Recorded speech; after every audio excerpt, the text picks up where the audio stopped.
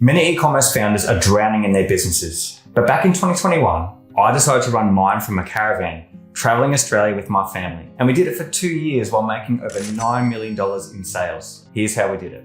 So I've been running high-ticket dropshipping and e-commerce brands for over a decade now. But back when COVID hit, everything changed. I realized I hadn't built a business, I'd built a job for myself. So then and there, I made a decision to stop being the manager in my business and start leading like a CEO. My goal wasn't to build a business that could run with me at the center of it. I wanted to build a business that could run without me and even grow. But this shift wasn't just strategic, it was also personal as well.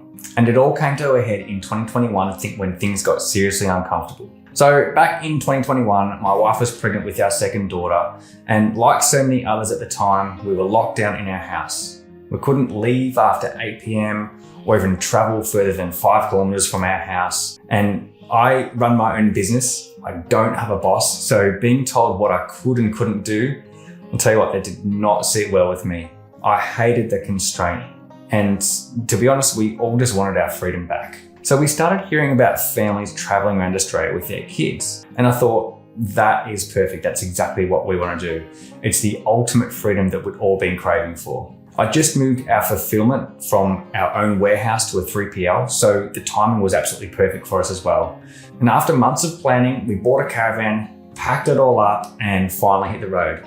But here's the part that most people don't see. Freedom like that doesn't just happen by chance. It happens by design. Now let me show you the 3 lessons that I learned that made it all possible for me and my business. Lesson number 1, I stopped being the bottleneck in my own business. Now, I didn't go from doing everything to doing nothing overnight. From my earliest hires, I made a real point to give people more ownership and decision-making power than I was actually comfortable with. And honestly, it's been one of the best things I've ever done. Absolutely, it was scary, trusting someone else with the baby that I've spent all these years building, but it forced them to grow. And it forced me to let go so I could also grow as well. So by the time we were ready to travel, my team was already used to running their departments without me hovering over the top of them. And yes, I had to make another leap and hand over even more responsibility. But because I've been building trust for all these years with my team, it worked. And if this is something you want to do, here's your first step. Ask yourself, do you fully trust your current team to make the right calls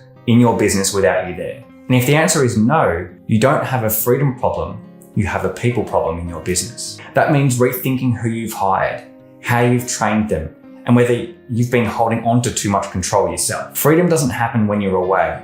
It's built long before you leave. And for me, of course, mistakes were made in my business. But my team learned fast and often came up with better solutions than what I'll be able to because they were closer to the problem. They were at the heart of the issue and could see to the other side. So lesson number 2. We built a weekly rhythm that ran without me. Now for me, freedom doesn't mean disappearing and hoping your team figures it all out without you. It means having a system, a rhythm, a simple weekly cadence that keeps the business running without you, needing to be in every single chat, every meeting, or be CC'd on every single email. So even though I've been delegating a lot of the smaller things to my team for years, before we set this up, there was still a lot that ran through me.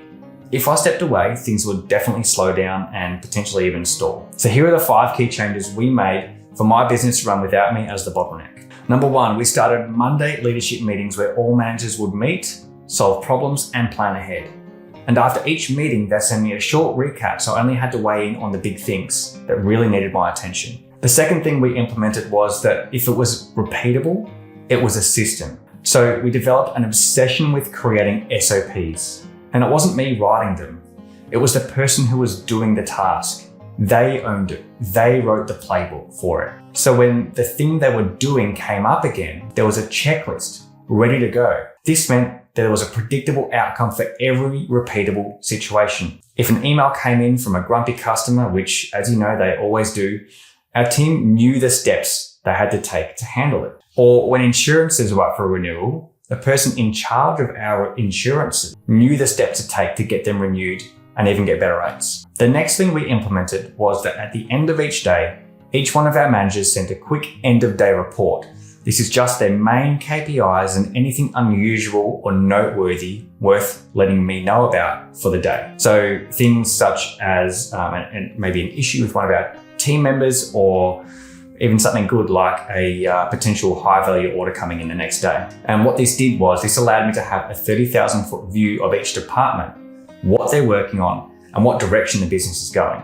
And it wasn't only me watching these end of day reports. Our ops manager, the second in charge of the business, kept an eye on these things as well and would catch these things well before I would most often. I was there really just as a safety net in case something slipped past my ops manager, and also so I knew what was going on in my business on a high level. Next up, once a week we had a one-on-one meeting with my ops manager, the operator of my business. So she was my single point of contact, and we focused only on high-level problems, bottlenecks, and systems, as well as big picture goals. I spent most of my energy grooming her to run the business the way that I wanted it to run, to make the decisions the way that I would. So she was essentially me when I couldn't be there. So if something was really urgent, my managers would message me directly and use what we call the 1-3-1 method if there was a problem. So this is where the person who wants help brings up one problem, 3 potential solutions, and 1 recommended action based off the research solutions. This way I didn't have to spend valuable time digging into the fine details of the problem. I was really just there to give them confidence that the decision they made based on their own research was the right one for the business. And finally, we used a shared calendar so that everyone knew when I was offline or gonna go off grid. This helped the team plan important tasks around my schedule. If they knew I was going to be unreachable next week, for example, they'd make sure everything that I was needed for was scheduled in around it. This rhythm meant that the business didn't need me at the center of it to keep running. So if you want a quick test and if you want to know whether you've built a real business or just a babysitting job, take a few days off or a week. If everything falls apart, well, then at least you know very quickly what you need to fix within your business first. So the third and final lesson that I got from all of this is that I systemized cash flow and operations. Now, there are plenty of systems that together meant that I could travel and be present with my family rather than being glued to my phone putting out fires all day. But this is the system that made all the difference for me. Before we fixed it, I was constantly getting pinged by my team. Hey, Matthew, I need you to quickly pay this supplier, or can you transfer funds for this urgent order? The problem was that we didn't have credit agreements with our local dropship suppliers. We had to pay for each order before it got shipped out to our customers. And yes, some suppliers took credit card payments, but to be honest, I'm not a huge fan of letting too many businesses have our credit card details. I'd rather we pay via bank transfer and minimize the risk of unauthorized payments. So actually, one day, one of our long-term suppliers even refused to release products until we paid for it on the spot, even after years of working together. And that's when I knew this had to change. So we moved all of our key suppliers to 30-day credit terms. Then we simply batched the supplier payments once a month, 1 day of running payments, and they were all done. No more urgent messages, no more phone calls while I was in the middle of the outback somewhere with my family or towing the caravan to the next destination. The team had what they needed, orders went out, and our customers were happy. And best of all, I could stay present with my family and not be glued to my phone. So one of the best places I visited when we were traveling was off-grid to a place called Cape York for almost 2 weeks. Now, if you're not familiar with Australian geography, Cape York is the most northerly point of Australia, the very tip of that triangle you see. And it's remote. It was a 2-week mission to get there, driving hundreds of kilometers on dirty, dusty roads while camping on cattle stations and roadhouses, in amongst all the Australian animals that are gonna eat you.